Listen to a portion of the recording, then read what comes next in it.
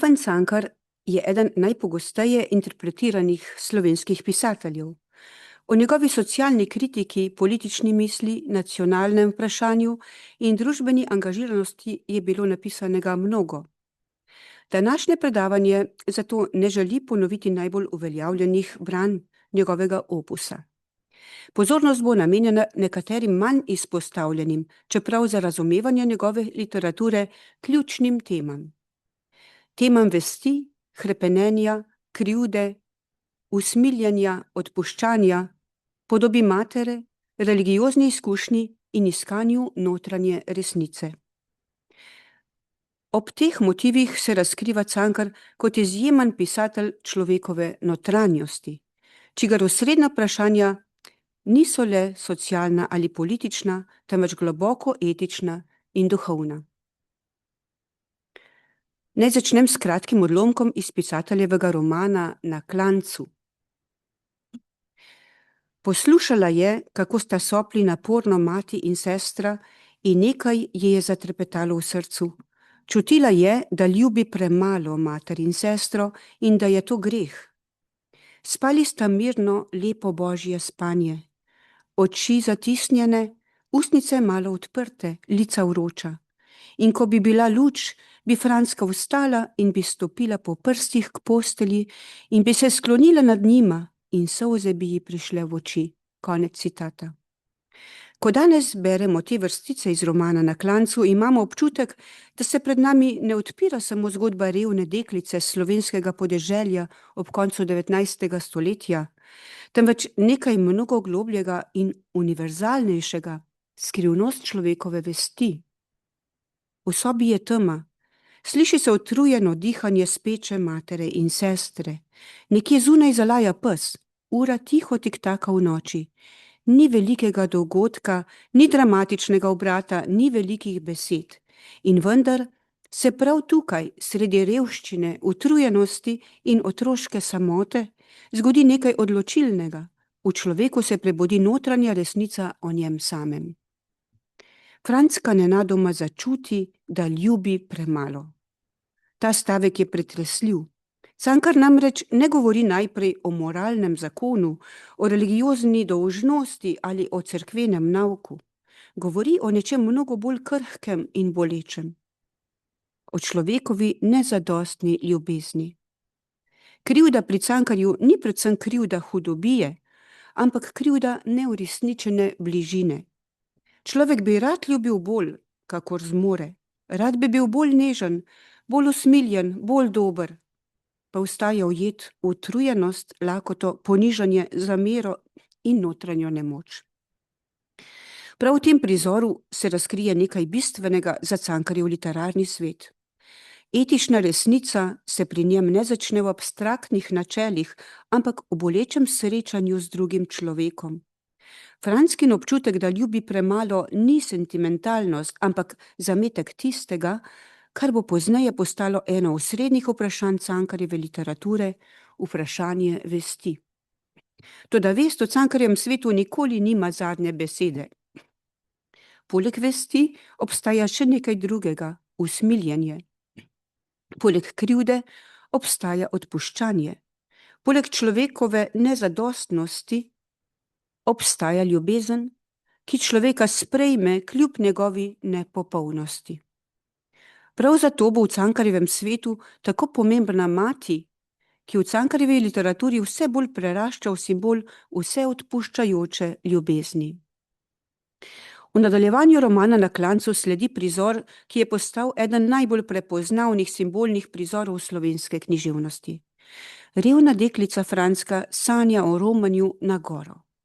Cankar opisuje njeno pričakovanje z izjemno lirično močjo, citiram. Po klancu navzgor na Romarsko goro, mimo romarjev in romaric, ki imajo vse zaprašene nedeljske obleke in pojo z žalostnim glasom. In tam na gori, tam velika cerkev, 3-krat večja negofarna cerkev svetega Pavla na bregu.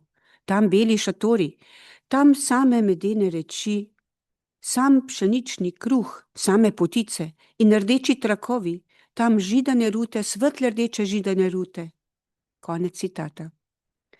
Na prvi pogled gre morda le za otroško veselje pred romarskim praznikom, toda v resnici je ta prizor mnogo globlji. Gora postane simbol drugačnega sveta, sveta lepote, sprijetosti, svetlobe in bližine. V franckini domišljiji se dviga nad vsakdanjo revščino in nad tesnobo vsakdanjega življenja. Predstavlja prostor, kjer se hrepenenje za hip zdi dosegljivo in kjer človek sluti možnost drugačne, lepše resničnosti. Toda Cankar ne ostane pri hrepenenju. V nadaljevanju pokaže, kako se dekličina najgloblja sreča, želja sreča z izkušnjo boleče izključenosti. Franska zamudi voz, ki odpelje romarje na goro, zato mora sama steči za njim po ostrem kamenju. Pred njo se oddaljuje voz poln ljudi, pesmi in pričakovanja, ona pa ostaja sama s svojim naporom. Prav v tem prizoru se hrepenenje prvič sooči z resničnostjo trpljenja. Pot na goro, o kateri sanja vse leto, se začne kot pot osamljenosti, ponižanja in preizkušnje. Cankar tako že na začetku romanja nakaže eno osrednjih resnic svojega sveta. Do najglobljih človekovih hrepenenj pogosto ne vodi lahka pot, temveč pot bolečine in vztrajnosti. Ko Franska spozna, da voz ne bo ustavil, čeprav jo vsi vidijo, doživi prvo globoko izkušnjo zavrženosti. Nenadoma se zave, da je mogoče ostati sam celo sredi množice. Cankar ta pretresljivi trenutek opiše z izjemno psihološko močjo. Citiram: "Nečejo čakati, jo je spreletelo hipoma, zgrabilo jo je kakor s trdimi rokami. Vidijo in nečejo čakati, sede na vozu in gledajo, kako teče za njimi in vpije in joka, pa se smejejo. Prijetno sede, roke oprte ob kolena, glavo malo sklonjeno in se smejejo na tihem, kakor tisti žid v cerkvi, ki sedi ob strani in gleda, kako bičajo Jezusa." Konec citata. O prizoru teka za vozom se nehote poraja tudi spomin na pasijonsko izročilo, ki ga je Cankar dobro poznal iz ljudske religiozne kulture svojega otroštva. In ga opisuje v več svojih delih, na primer v črtici 4. postaja Jezus sreča svojo žalostno mater iz podob sanj. Seveda Franska ni Kristusova alegorična podoba, toda način, kako Cankar opisuje njen tek po kamniti poti, njeno spotikanje, padce, krvaveče noge, posmeh množice in popolno izčrpanost nezgrešljivo prikliče motive Kristusovega križevega pota. To povezavo potrjuje tudi sam pripovedovalec, ko ravnodušne romarje primerja z ljudmi, ki opazujejo bičanje Jezusa. S tem odpre simbolno obzorje, ki presega raven vsakdanjega dogodka. Franckino trpljenje ni več samo trpljenje revne deklice. Postane podoba hrepenenja po ljubezni, ki se sreča z izkušnjo zavrženosti in osamljenosti. Toda prav tukaj se pokaže tudi ena najglobljih potez Cankarjevega duhovnega sveta. Če prizor na nekaterih mestih spominja na križev pot, njegov vrhunec niso padci uboge deklice na ostrem kamenju, ampak trenutek usmiljenja. Ko deklica umaga, pade na kolena in obleži na tleh z molitvenikom v roki, kakor bi molila, se zgodi nekaj odločilnega. Nekdo jo opazi, nekdo se ustavi. Kovačev hlapec stopi z voza, jo pobere stav in jo odnese v naročju. Ta preprosta gesta nosi enega temeljnih pomenov Cankarjeve literature. Človek ni rešen zato, ker bi bil dovolj močan, da bi se sam dvignil, ampak zato, ker ga v njegovi nemoči doseže pogled drugega človeka.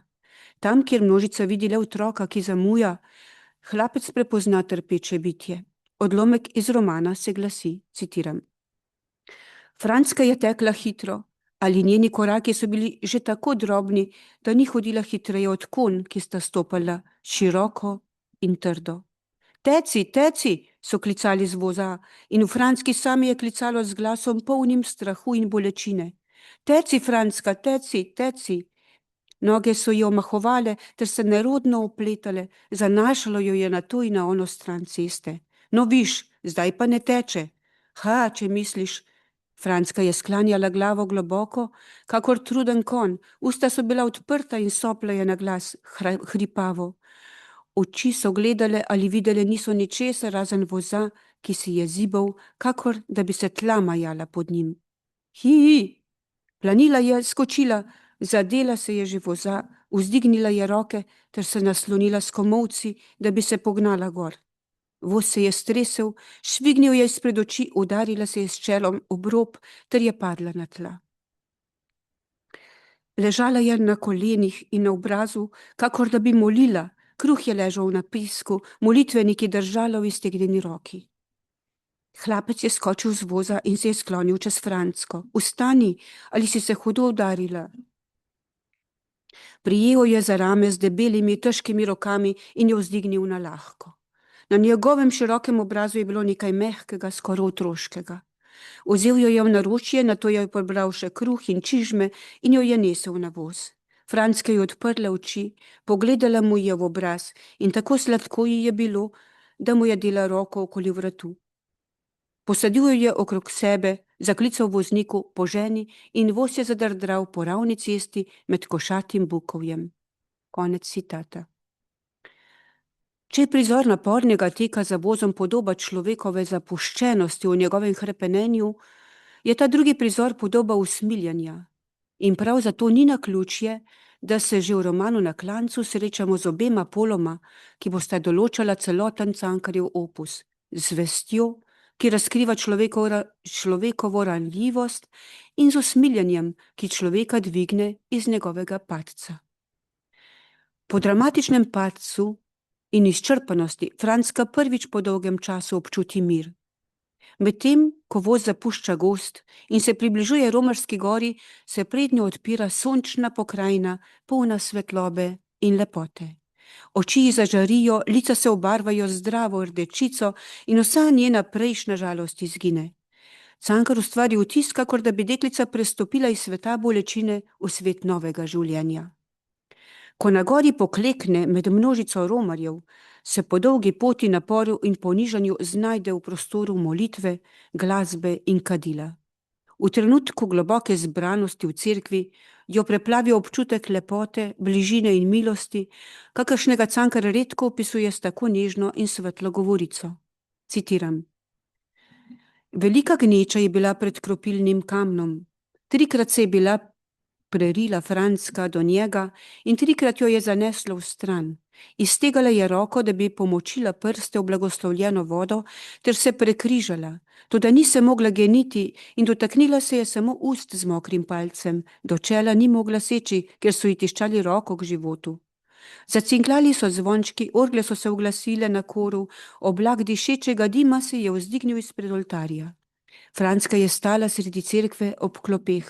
Polagoma se je spustila na kolena, sklonila je glavo in je odprla molitvenik. Obšlo jo je nekaj neizmerno lepega in sladkega in zajokala bi od sreče. Brala je počasi od črke do črke lepe mašne molitve, ustnice so se premikale, oči so bile rosne in lica so gorela. Konec citata. Za Francko cerkev postane prostor, v katerem se napor, ponižanje in stiske vsakdanjega življenja za trenutek umaknejo globoki notranji zbranosti. V molitvi ne misli več nase, temveč se njen pogled obrne k materi, sestri in drugim ljudem. Ob spominu nanje jo preplavita sočutje in občutek lastne nepopolnosti. Zato se molitev spontano preobrazi v kesanje in usmiljenje. Odlomek se glasi, citiram. Francka si je komaj še upala izgovarjati besede, ki so stale tam napisane z velikimi črnimi črkami in so ji gledale v obraz, mirno in skrivnostno, kakor mati Božja z oltarja. Drobno telesce se je nagibalo z mirom niže, glava se je sklonila in solze so ji kapale na molitvenik. Vsi grehi so ji prišli na misel, ki jih je storila. Mati ji je prišla na misel in Nežka in vsi, ki jih je zdaj mislila nanje, so si ji zasmilili. In čutila je, da je bila grešila nad njimi in da jim je storila mnogo hudega. To je eden najglobljih izrazov Cankarjeve etike. Vest se pri Francki ne prebudi zaradi strahu pred kaznijo, temveč iz ljubezni. Ob spominu na mater, sestro in druge ljudi začuti hkrati svojo nepopolnost in globoko sočutje do njih. Če ste brali roman, veste, da je mati zelo zapostavljala Francko Nežki je dajala prednost. Tako da to, da je čutila Frančka krivdo pred materjo in svojo polsestro, se zdi zelo rahločutno, a ne, ker pravzaprav sta ji oni dve obe delali ves čas krivico, pa vendar nobene zamere ni gojila do njiju, temveč ljubezen in celo krivdo. Vrhunec prizora doseže skoraj mistične razsežnosti.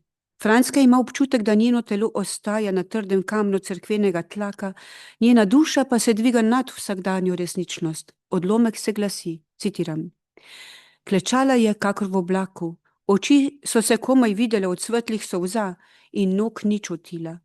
Zazdelo si je celo včasih, da se premika, da se vzdiga in da plava kleče, kakor v sanjah, kadar je mislila, da šiži roke in da leti stoje preko rumenega pšeničnega polja, tako da se noge niti ne dotikajo klasja.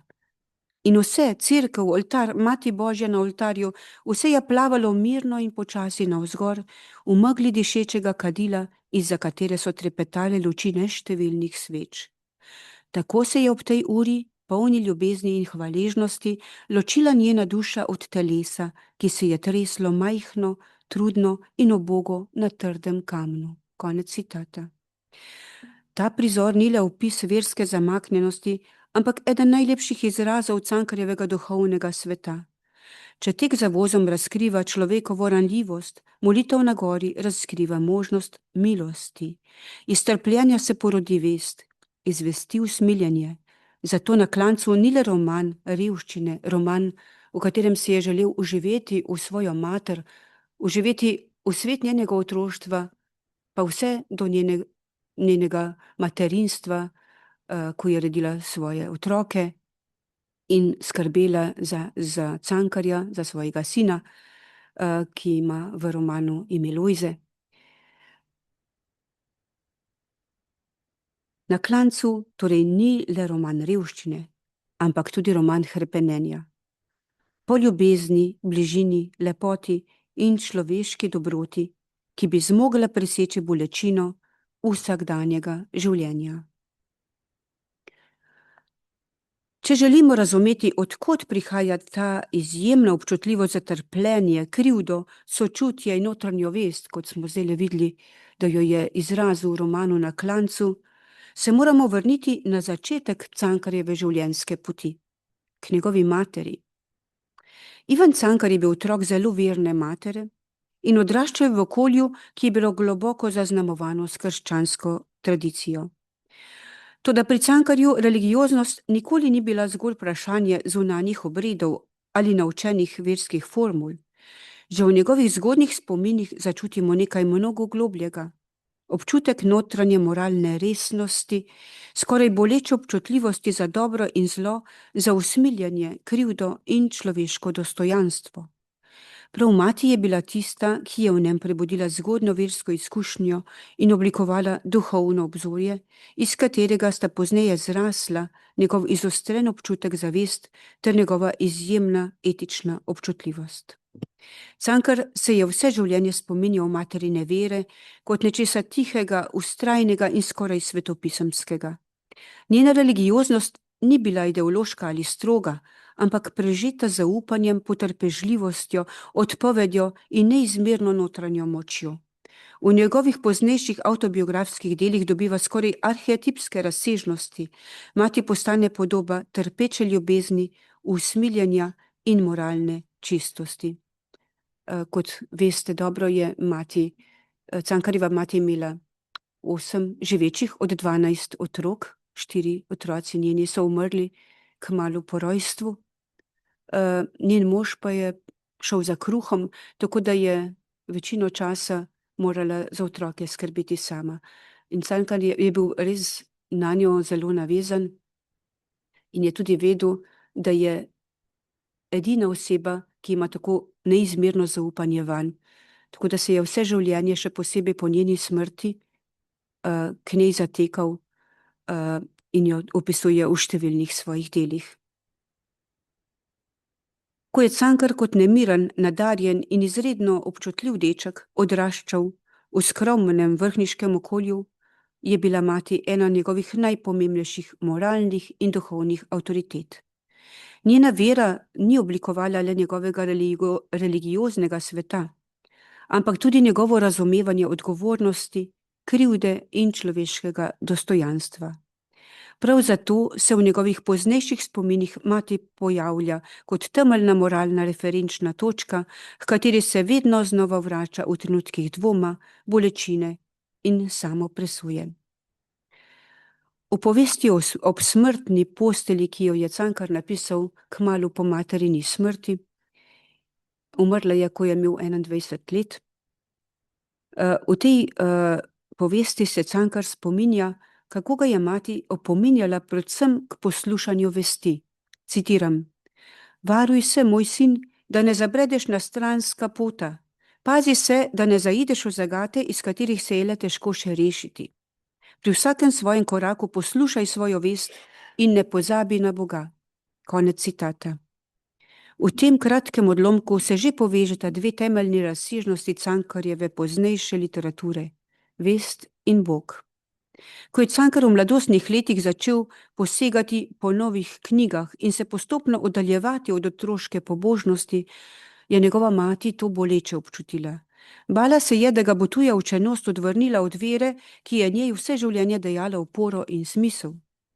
V črtici Tuja učenost opisuje prizor, ko je opazila, da se pred spanjem ni pokrižal in ni molil. Tedaj mu je s tresočim glasom rekla, citiram: "Na Boga ne pozabi, Boga ne pozabi nikar, pri Bogu ostani." Konec citata. Te besede v Cankarjevem spominu ne zvenijo kot opomin ali ukaz, ampak kot izraz materine skrbi in ljubezni. Prav zato se mati v njegovih avtobiografskih delih vedno znova vrača kot temeljna moralna in duhovna referenčna točka, ob kateri presoja svoje življenje, svoje odločitve in svojo vest. V povesti Grešnik Lenart, ki je nastala že v zadnjem obdobju Cankarjevega življenja, se podoba matere vse bolj prepleta z marijansko simboliko. Cankarjeva pripoved se oddaljuje od realističnega opisa njegove lastne matere in prehaja v simbolni svet, kjer vprašanja krivde, trpljenja in odrešenja dobijo skoraj svetopisemske razsežnosti. V enem izmed osrednjih prizorov otrok Lenart, v katerem vidi samega sebe, malo je preoblikovan, vendar se prepozna, da je šlo prav za Cankarja samega. No, tukaj ta otrok po drobni tatvini, otroški tatvini, doživi globok občutek sramu in notranje stiske. V sanjskem prizoru se odpravi na zahtevno romanje k Materi Božji. Se po noči sanja o tem, da je šel na Romarsko goro k Materi Božji. Pot ga je vodila skozi lakoto, žejo, utrujenost in odpoved, dokler po dolgem vzponu ni obstal pred zaklenjenimi cerkvenimi vrati. Motiv romanja spominja na Franckino pot na goro v romanu Na klancu, vendar z drugačnim poudarkom. Če Franckina pot izraža hrepenenje po lepoti, veri in bližini, je Lenartova predvsem pot vesti. Ne vodi ga želja po čudežu, temveč potreba po odpuščanju, po sprejetosti in notranji spravi. Prav zato je toliko pretresljivejši trenutek, ko po vseh preizkušnjah obstane pred zaprtimi vrati in se sooči z lastno krivdo. Takrat izbruhne njegova dolgo zatajevana bolečina in zakliče, citiram: "Mati Božja, Sveta Marija, zaradi nikogar drugega, samo zaradi mene odpri. Kaj misliš, da bom za vekomaj nosil ta križ na svoji rami? Kaj misliš, da ni v mojem srcu nobenega tvojih mečev? Kaj me ne poznaš? Odpri." Šele takrat se vrata odpro. Mati Božja stopi z oltarja, se skloni k Lenartu in ga poboža po laseh. Cankar posebej poudari, da je Lenart v njenem obrazu nenadoma prepoznal svojo lastno mater. Spoznal jo je po tihem smehljaju, po toploti njenih rok in po nežnosti njenih besed, kot zapiše pisatelj, citiram: "Pokleknil je predno, z objokanimi očmi je pogledal na kvišku v njen sveti obraz. Srebrn je bil kakor mesečina in kakor tista se je čudežno smehljal. Bila je mati Božja in bila je nenadoma njegova mati, čeprav je imela židan plašč, zvezdami posut, ne pa zelene rute in zakrpane jope. Spoznal jo je po tistem tihem smehljaju, ki se ni razodeval, spoznal jo je po toploti lic in rok in po sladkem dihu besed. Konec citata. V tem trenutku se osebni spomin in religiozna simbolika popolnoma prepleteta. Marija ni več samo nebeška priprošnica, mati pa ni več samo zgodovinska oseba iz Cankarjevega otroštva. Obe podobi se združita v simbol usmiljenja, ki presega človekovo krivdo in njegovo osamljenost. Usmiljena Marija se nato nagne k Lenartu, kot govori besedilo. Citiram: Ti ubožec moj, ti nedolžni ubožec moj, kaj so ti ljudje storili? Nagnila se je s svojim usmiljenim, srebrnim obrazom prav blizu njemu, da bi ga poljubila na čelo. Prej ga ni poljubila nikoli, ker je bilo sram obeh. Konec citata. To je eden najnežnejših prizorov v Cankarjevi literaturi. Njegova moč ni v vprašanju krivde ali nedolžnosti, temveč v izkušnji sprejetosti. Če Frančka v romanu Na klancu po naporni poti na goro išče tolažbo v molitvi, Lenart na koncu svoje poti prejme nekaj še globljega, izkušnjo, da je kljub svoji ranljivosti in občutku krivde nagovorjen z usmiljenjem in ljubeznijo. V prizoru se pisateljev osebni spomin tako preobrazi v simbolu smiljenja in tolažbe, ki presega posamezno življenjsko izkušnjo. No, za simbolnimi podobami grešnika Lenarta stojijo tudi konkretna otroška doživetja, ki jih je Cankar v pozni dobi popisal v avtobiografskem, se pravi osebno izpovednem ciklu Moje življenje. V 5. poglavju se spominja svojega otroštva z besedami. Citiram: Ko sem bil dovršil 2. šolsko leto, so me napravili za ministranta. Še zdaj se mi zdi, kakor da mi je bil prepojil srce in dušo tisti omamni vonj po žlahtnem kadilu. Bil sem očiščen, vseh grehov za zmerom odvezan, oltarju samemu posvečen. Nikoli poprej in nikoli pozneje nisem bil tako miren in srečen, kakor v tistem blagoslovljenem letu. Konec citata. Ta opis je eden najčistejših Cankarjevih spominov na otroško vernost. V njem ni še ničesar polemičnega, ničesar ideološkega, ničesar pozneje izostrenega v konflikt med vero, dvomom, cerkvijo, družbo in moderno zavestjo. Prizor je preprost. Otrok postane ministrant. Toda Cankar tega ne opiše kot kakšno zunanjo čast ali kot cerkveno službo, temveč kot notranjo preobrazbo. Vonj kadila ni samo čutna podrobnost, je simbol sveta, v katerem se telo, prostor in vera še ne ločijo. Kadilo prepoji srce in dušo, pravi Cankar, kar pomeni, da otroška religioznost ne vstopa v zavest kot nauk, ampak kot atmosfera, kot vonj, kot svetloba, kot občutek očiščenja. In vendar je že v tem spominu skrita bolečina poznejšega Cankarja. Nikoli poprej in nikoli pozneje nisem bil tako miren in srečen, je zapisal. To ni samo nostalgija. V njem odmeva zavest odraslega pripovedovalca, ki se ozira na izgubljeno izkušnjo notranje celovitosti, ki jo je imel kot otrok. Ta notranja svetlost se v istem poglavju takoj poveže z revščino, lakoto in skušnjavo. Cankar ne idealizira otroštva.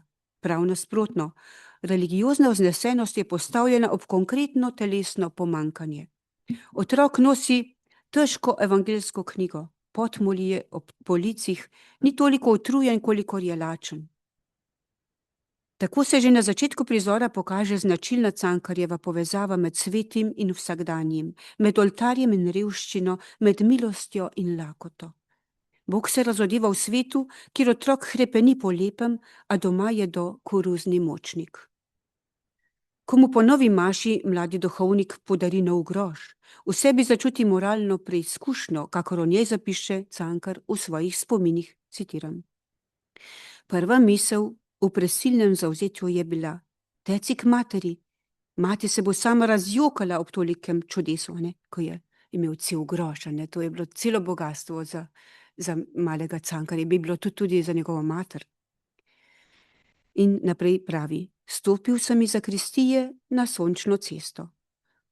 Tam vse okrog cerkve in še globoko pod klancem so se vrstili štanti, drug za drugim. Bahavo obloženi so bili z vsemi sladkostmi tega sveta. Bele platnene strehe so veselo pa frfotavale v toplem vetru. Kaj vse je bilo tam, človek, poželi si, vzemi. Pomaranče, rumene in sočne, kakor v veliki noči, piškoti, bonboni vseh vrst, beli, rumeni, rdeči. Kam bi posegla ta uboga roka? V veliki škatli so bili dateljni, svetili so se rosni, vabili so temnobakreni, zapeljivi, pregrešni. Kakšni so pač datelji v ustih? Konec citata. V tem odlomku Cankar z izjemno natančnostjo oblikuje notranjo dramo skušnjave. Groš je najprej dar, skoraj čudež. V otrokovem svetu pomeni bogatstvo, ki presega vsakdanjo izkušnjo. Prva misel je mati. To pomeni, da je otrokova vest prvotno usmerjena k drugemu, ne k sebi. Toda takoj zatem se pred njim odpre svet sladkosti, pomaranče, piškoti, bonboni, dateljni. Cankar tukaj ne opisuje samo otroške poželjivosti, ampak rojstvo moralnega razcepa. Otrok ve, kam bi moral iti, k materi, da bi je dal groš.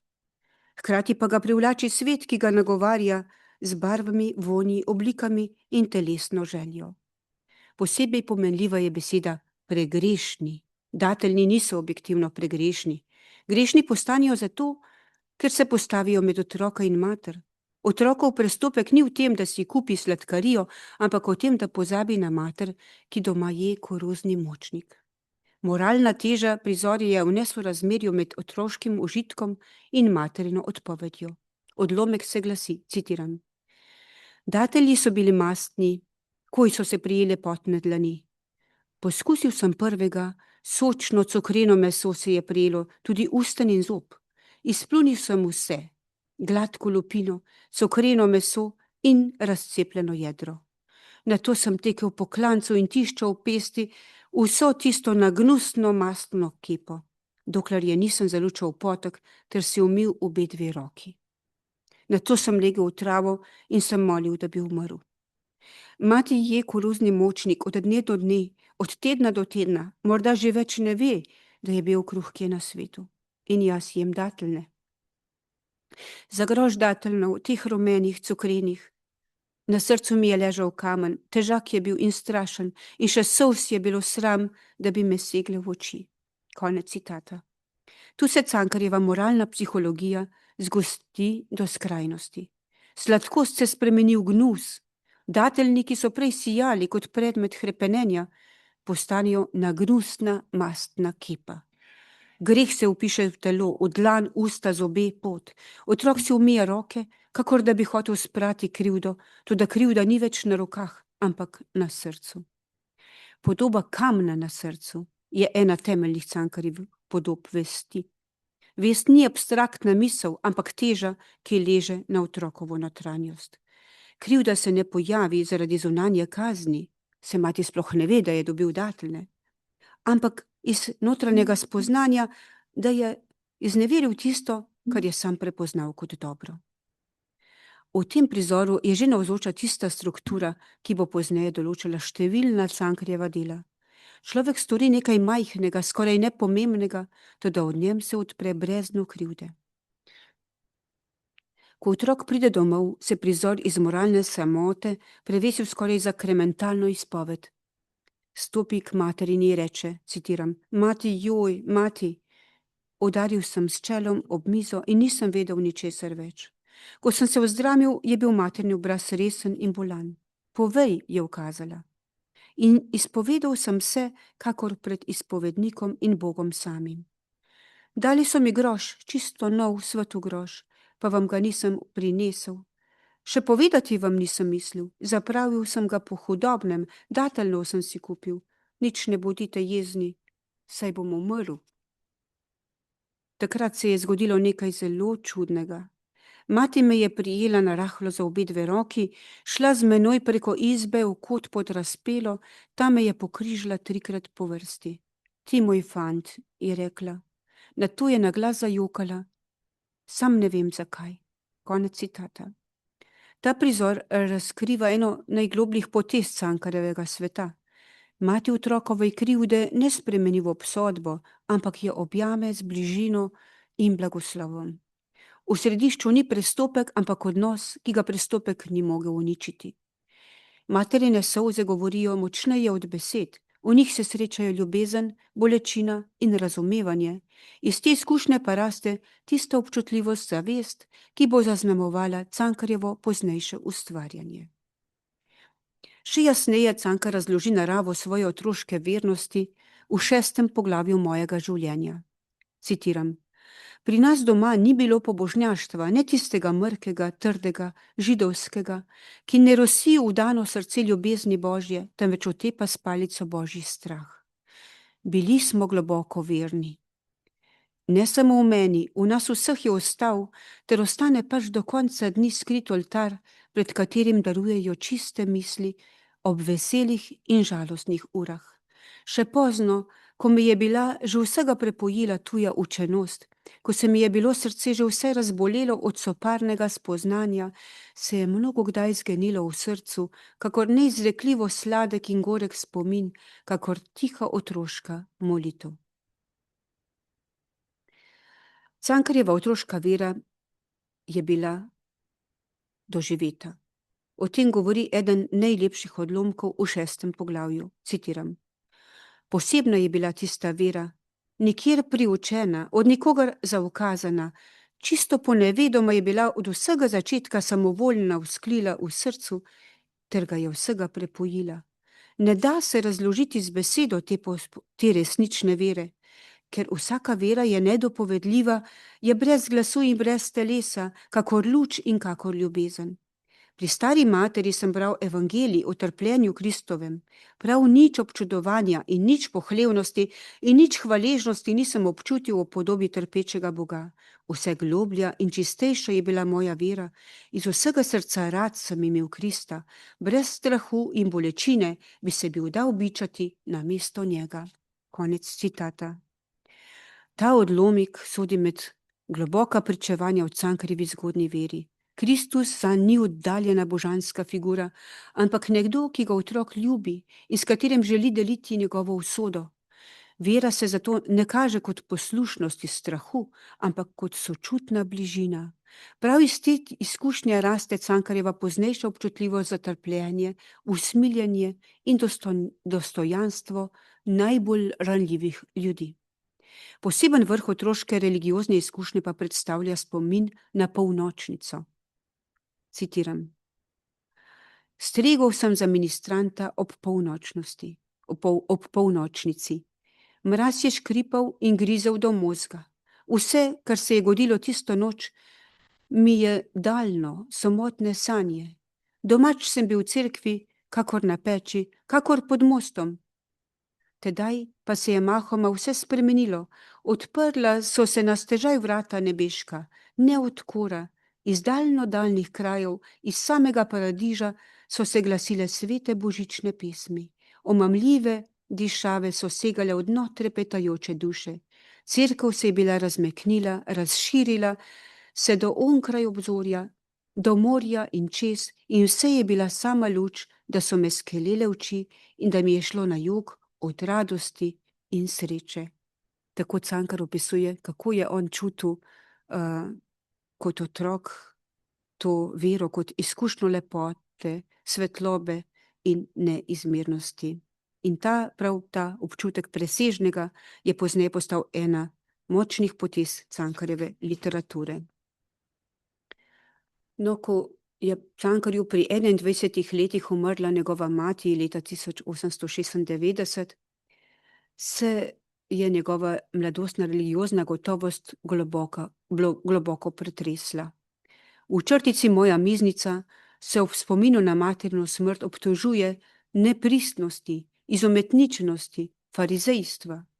Podoba materi je tam povezana z rožnim vencem, svečami, mrtvaškim odrom in strašnim občutkom osamljenosti in lastne duhovne oddaljenosti. Citiram: obraz mrliča, koščene poteze polne utrujenosti in prestanega trpljenja, oči zatisnjene, lica upala in udrta, med sklenjenimi prsti rožni venec in sveče ob mrtvaškem odru. To je bila moja mati. Zgrnite okrog mene globoke, neprodorne sence, da ne vidim in ne čutim več samega sebe, da ne vidim strašne poti, po kateri sem dospel s ponosnimi koraki v ta zaduhli prepad. No, tukaj vidite, kako se vera izrazito že po materini smrti preplete z občutjem krivde. Materin rožni venec postane simbol zvestobe in notranje čistosti, pred katerim se sin čuti nevrednega. Materina smrt zato še zdaleč ni samo biografski dogodek, ampak duhovna prelomnica. Iz osebnega spomina postopoma postaja ena od srednjih podob Cankarjeve literature, podoba matere kot glasovesti, usmiljanja in neugasljive ljubezni in opore, ki jo je čutil kot tako vse življenje. No, zdaj sem se ustavila predvsem pri zgodnji dobi Cankarjevega življenja in pri opisih o tem mladostnem obdobju do materine smrti. Za to dunajsko obdobje in obdobje vrnitve v Ljubljano bom morala malo skrajšati, ker Cankar je tako lep, da se človek kar ustavi ob tej občutljivosti, ob tej senzibilnosti njegovih zapisov.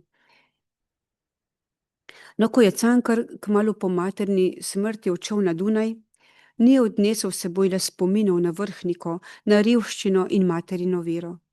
S seboj je odnesel tudi občutljivo vest, ki ga nikoli več ni zapustila. Toda Dunaj ob koncu 19. stoletja ni bil več svet njegovega otroštva. Bil je svet moderne metropole, družbenih nasprotij, umetniških eksperimentov, dekadence, svobodomiselstva in novih filozofskih idej. Mladi intelektualci so brali Nietzscheja, razpravljali o prihodnosti religije, dvomili o tradicionalnih avtoritetah in iskali nove temelje človekove svobode. Tudi Cankar je vstopil v ta svet odprtih oči.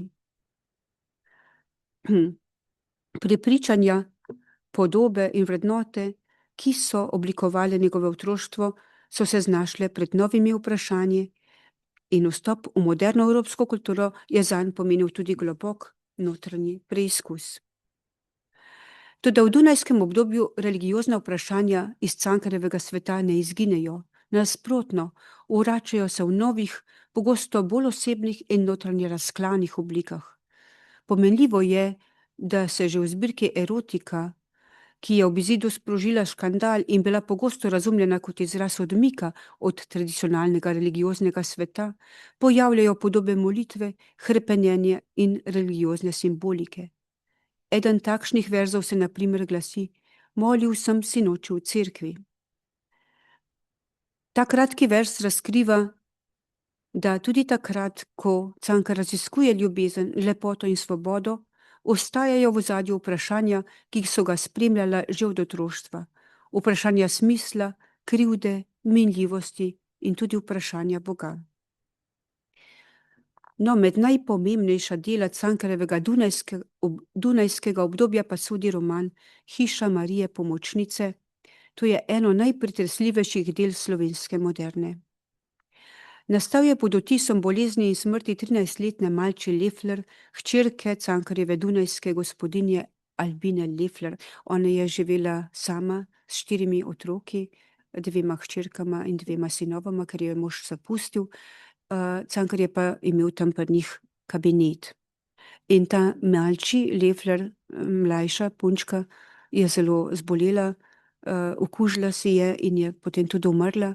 In Cankar je ta njena bolezen močno pretresla. Obiskoval jo je v bolnišnici na Dunaju in iz tega je zrasel ta roman Hiša Marije Pomočnice, kjer je pač njeno trpljenje, njeno umiranje in smrt umetniško preoblikoval Opisal pa je zelo sugestivno to ozračje te hiralnice, v kateri je bila poleg Malči še množica drugih bolnih deklic. Vse so bile obsojene na prezgodnjo smrt. No, ta hiralnica, v kateri najdejo poslednje bivališče bolne deklice, ni le prostor njihovega umiranja, ampak za Cankarja simbolni prostor med življenjem in smrtjo, med zemeljskim trpljenjem in slutnjo večnosti. Bila je pa pod oskrbo redovnic, zato je bila polna tudi teh svetih podob. Že Malčin prihod spremlja podoba križanega Kristusa, ki ne nastopa kot oddaljeni sodnik, ampak kot trpeči spremljevalec človekove bolečine. Njen Malčin prihod v to hiralnico Cankar takole opiše, citiram: Tiho so se zaprla velika železna vrata.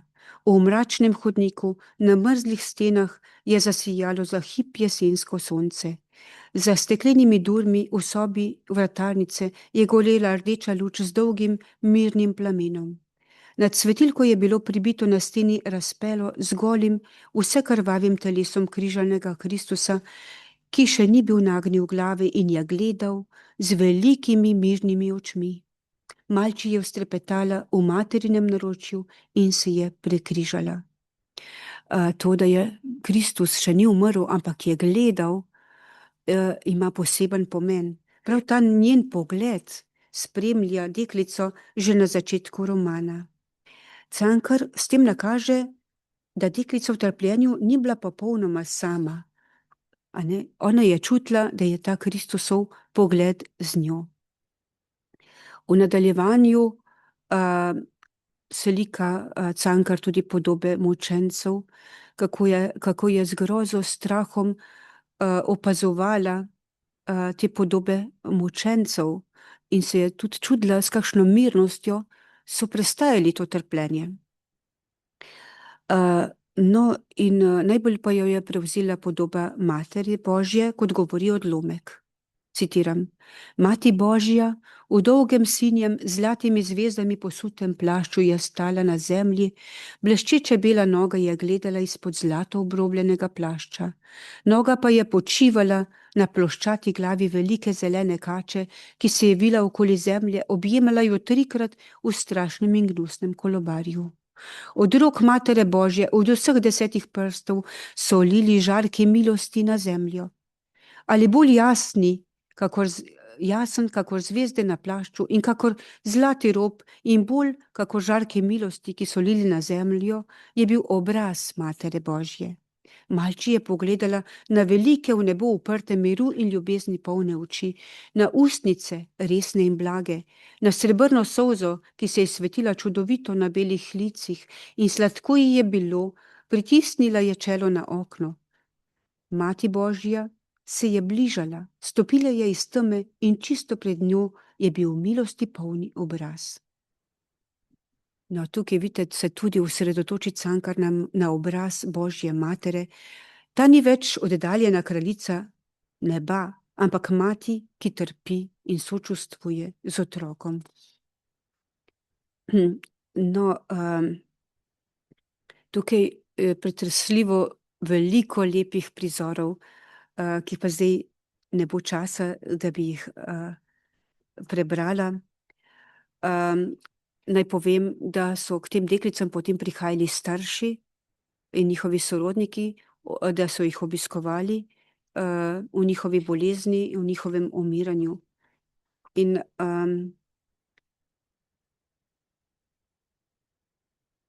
deklice so čutile vse bolj, da je ta bolnišnični svet bolj čist, kot pa svet tam zunaj, svet, v katerem še živijo starši. Nekateri starši so bili res izpiti od revščine, drugi so bili izpiti od pokvarjenega življenja. In kadar so ti odšli, so deklice odprle okno, da so očistile zrak v tem njihovem poslednjem bivališču, ker so vse bolj čutile to duhovno čistost te bližine večnosti, bližine smrti. V poznejših poglavjih se ta bolnišnična soba vedno bolj spreminja v prostor med zemljo in nebom. Počasi druga za drugo te punčke umirajo. In deklice vidijo tiste svoje deklice, prijateljice, ki so umrle, kot angele, v podobice kino. Meja med sanjami in resničnostjo postaja vedno tanjša. Eden najlepših prizorov je Katičina vizija angelov. Citiram: "Nato pa so prišli angeli v sobo. Mnogo jih je bilo, vsi so bili belo oblečeni, prijazna luč se je razlila po sobi. Ali so sanje ali je resnica?" je mislila Katica. "Niso sanje, oči so odprte, to sem jaz, to je postelja." Tiho so hodili po sobi, toda glej, vsi obrazi so bili znani. To je Tončka, ki gleda veselo z velikimi slepimi očmi.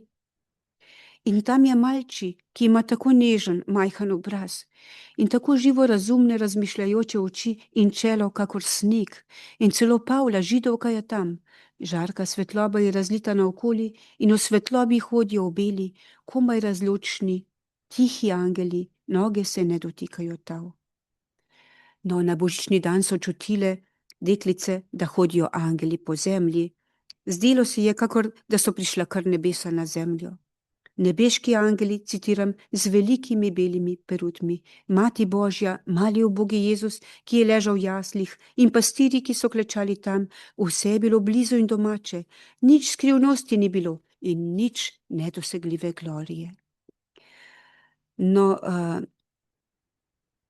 proti koncu romana pa Cankar pokaže simbolno podobo procesijo grešnega življenja, kako so ne samo deklice, ampak cela procesija ljudi, ki so bili utrujeni, revni, z grehi obteženi, romali k betlehemskemu hlevčku, tudi tisti, ki so že skoraj pozabili na čistost srca, so v sebi začutili tisto iskrico, ki je nobena pregreha ni mogla ugasniti, kot bi rekel Dostojevski, in so zahrepeneli po neki čistosti. Kot pravi Cankar, romali so in so nosili darove onim, ki so bili čisti in so živeli onkraj življenja, in v srcu romarjev je utripalo pod zlaganim sočutjem komaj zavedno hrepenenje in upanje. No, čisti sklep romana pa napolnjuje smrt. Tukaj jo upodobi kot procesijo deklic k Kristusu, ki ga imenujejo njihov ženin. One se veselijo, da bo nagrajena njihova vera, in tako pravi Cankar: urno, da ne zamudimo vlaka, urno na pot in po širokih, neizmerno dolgih ulicah, mimo visokih hiš skozi prašno mesto. Mesto je bilo in ni ga več, pogreznilo se je, in zdaj polja in travniki in holmi, drug svet, novo življenje. Sonce, kje je tisto sonce, ki je sijalo tam doli? Ni ga več, samo upanje je bilo, samo slutnja. In tu je sonce, razgrnilo je svoje kraljevsko bogastvo po vsem širokem nebu, po vsi prostrani zemlji. Visoko je in neizmerno, vse je potopljeno v njem. Tako je poplačal Bog trdno vero. Na vozovih so peli mladi glasovi, zmerom nižje se je pogrezala dolina, tam gori pa so že goreli hribi, sonce je prihajalo v procesiji naproti, že so se lesketali mu lasje iz zlatih žarkov spleteni. Pozdravljen Kristus ženin, ti vdano ljubljeni, tako težko pričakovani. Pozdravljen. Konec citata. No, zdaj pa na kratko še čisto zadnjem obdobju Cankarjevega življenja. To bom še bolj skrčila. No, Cankar je bival na Dunaju s presledki skoraj 11 let, potem pa se je odločil, da se bo vrnil v domovino. Na poti v domovino se je ustavil pri svojem bratu, duhovniku Karlu Cankarju, ki je bil škofov tajnik v Sarajevu. In tam je preživel 2 do 3 mesece. Tam je napisal dramo Hlapci in 3 sonete, ki jih je pozneje dodal k povesti Kurent. V teh sonetih je opisal nek tak razvoj, svojo življenjsko pot. V prvem sonetu opisuje trenutek nenadne notranje razsvetlitve, citiram: "O Bog, ki si mi velel koprneti, o Bog, ki si ukazal mi trpeti, spoznal sem tvoj okaz." Drugi sonet je temnejši, v njem opisuje, kako je taval skozi noč, nosil breme, iskal smisel in zaman prosil za odgovor. Sonet se glasi: "Na vekomaj ostane, kar je bilo, kar je svetilo en trenutek sam. Odkar je Bog ukazal tem nogam, hodite, se je sonce omračilo in oslepelo je oko blodilo. Strmelo v noč prosilo, kje je pot kam, molčala noč. O truden, oj od ram ni padla butara. Še je molilo to srce verno, saj ni tvoj okaz, o Bog, da moja trdna vera mine. Daj luči." Noč molči. In na obraz sem pal in sredi gluhe te noči je srce vzkriknilo od bolečine, zavpilo je v nebesa, luči ni. Vrhunec soneta je torej obupani vzklik, luči ni. To je izpoved človeka, ki luč išče in je ne najde. Cankarjeva duhovna drama se ne odvija med vero in brezbrižnostjo, ampak med hrepenenjem in molkom. Prav zato je 3. sonet toliko močnejši. Glasi se: "Luč je in Bog je, radost in življenje, svetlejši iz noči zasije dan, življenje mlado urej iz starih ran in iz trohnobe se rodi vstajenje. V nečisto noč, v sramoto in ihtenje, zapel je glas od angelskih poljan.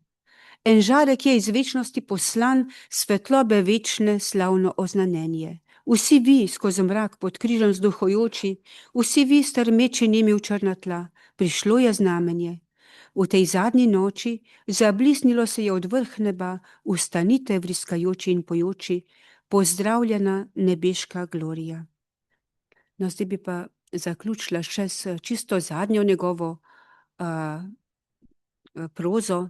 To je zadnja njegova knjiga, zbirka črtic Podobe iz sanj. Kot veste, jo je pisal v obdobju Prve svetovne vojne.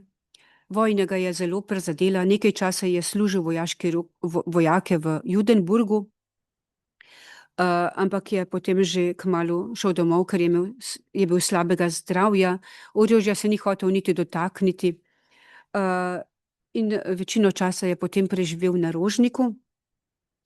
In v domovini se je vračal k svojim koreninam, k materinemu pogledu, k otroški veri. Napisal je cikel Moje življenje, o katerem smo prej slišali tudi nekaj odlomkov.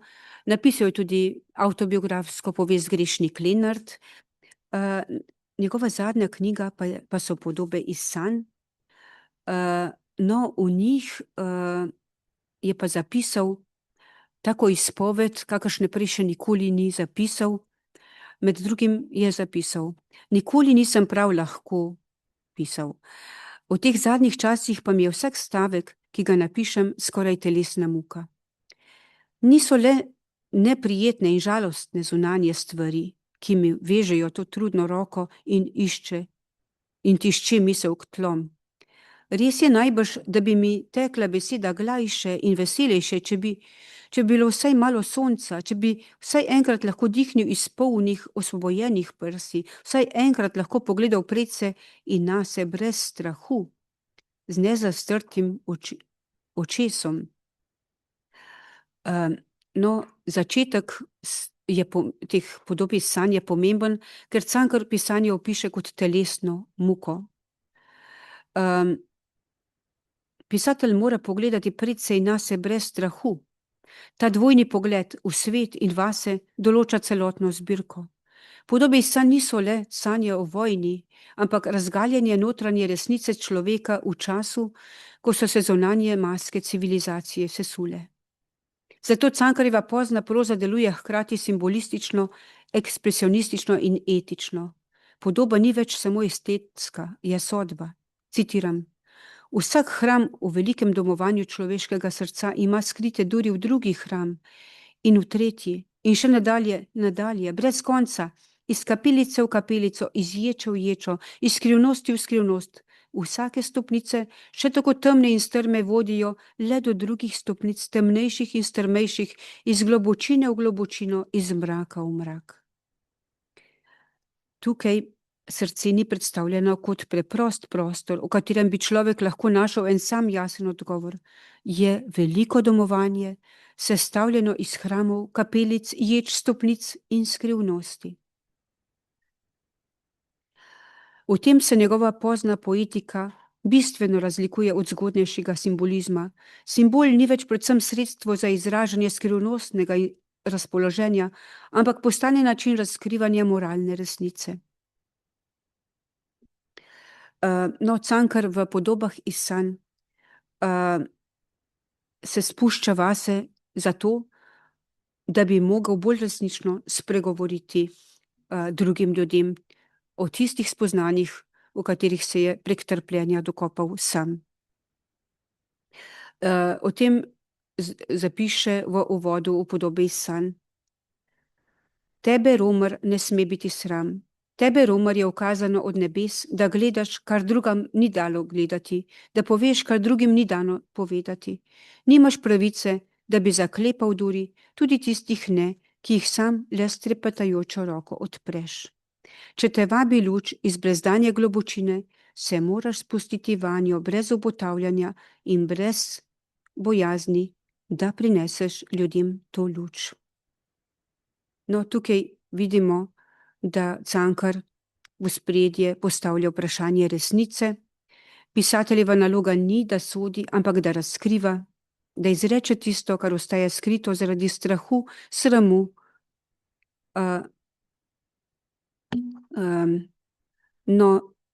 in kar tukaj pove, kar je tukaj zelo novega, je to, da se izpove tistega, kar se je vse življenje bal, kar ga je bilo sram, se pravi, izpove se ljubezni. Že v spominih na mater je bilo najhuje to, da sin ni izrekel prave besede ljubezni, dokler jo je mati še lahko slišala. V Podobah iz sanj se ta osebna bolečina razširi v splošno etiko človeške govorice. Vsaka zatajena beseda ljubezni postane rana. Literatura mora zato govoriti tudi tisto, česar se človek najbolj sramuje, ne le krivde, ampak nežnosti. Citiram: Ni ga strah ali sram ga je. Človeka ni sram na gnusnih spolskih grehov, ki jih je bil nagrmadil na sejmlju. Teh ga ni sram, kakor da bi mu bili kar tako cukne veseli in se jih lahko utrese že s potoma na cesti. Ali sram ga je čiste lepote, ki jo hrani zaklenjeno v sebi in ki je ostala neuskrunjena sredi pohujšanja v semanji krčmi, neoškropljena od mlak in luž, od kvant in kletov. Te lepote ga je sram. Rajši bi očitno razgalil svoje grešno telo, nego da bi bratu le za ozko špranje odprl duri v hram, kjer gori čista luč, ki jo je bil v samotni uri sam prižgal. Ta odlomek je eden najbolj pretresljivih v Cankarjevi pozni prozi. V njem se skoraj popolnoma obrne običajna hierarhija vrednot. Kar družba najlažje razkazuje, je pogosto najmanj bistveno. Kar človek najbolj skriva, pa je pogosto njegovo najdragocenejše jedro.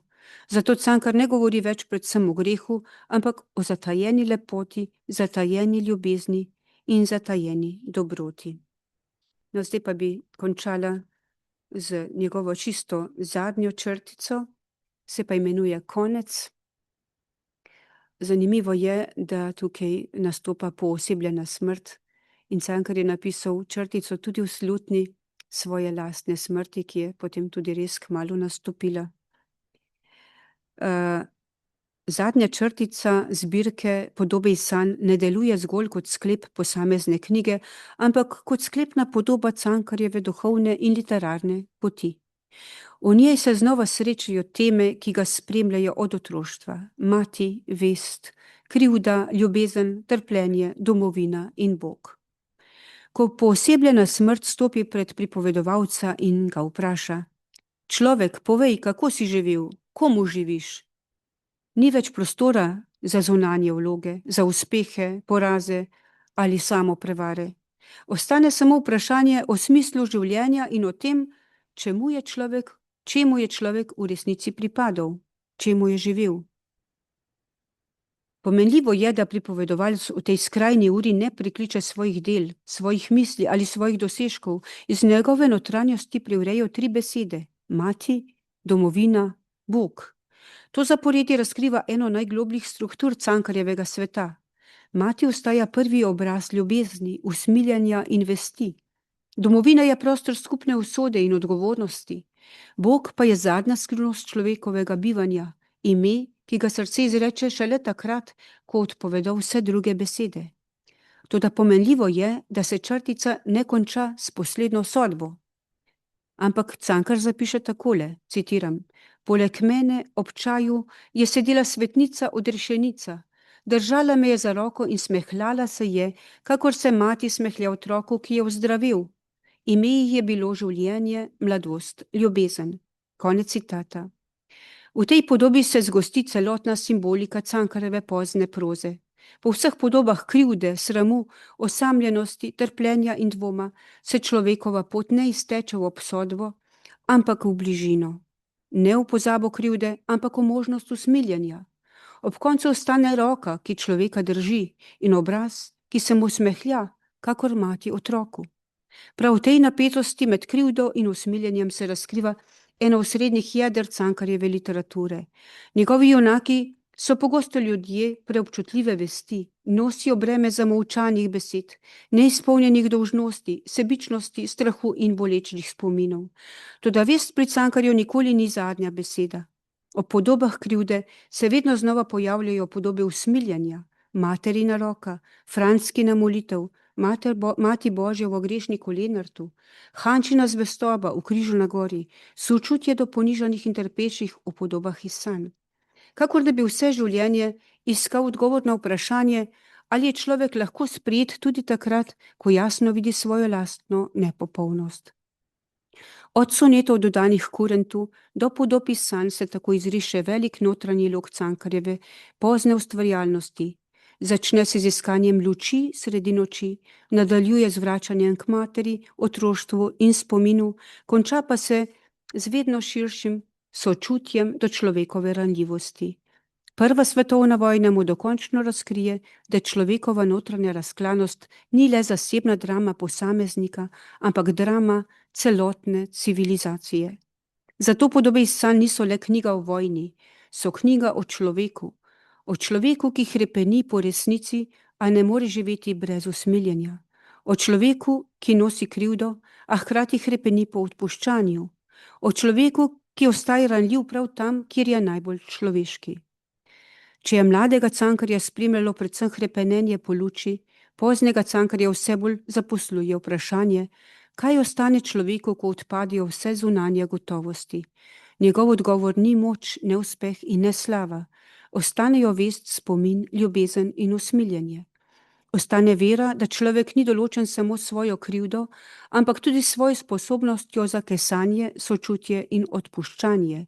Zato se Cankarjeva pot ne izteče v temo, ampak v tiho upanje, da je na najglobljem dnu človeškega srca vendarle močnejša ljubezen kakor krivda in da je usmiljenje večje od sodbe. Najlepša hvala.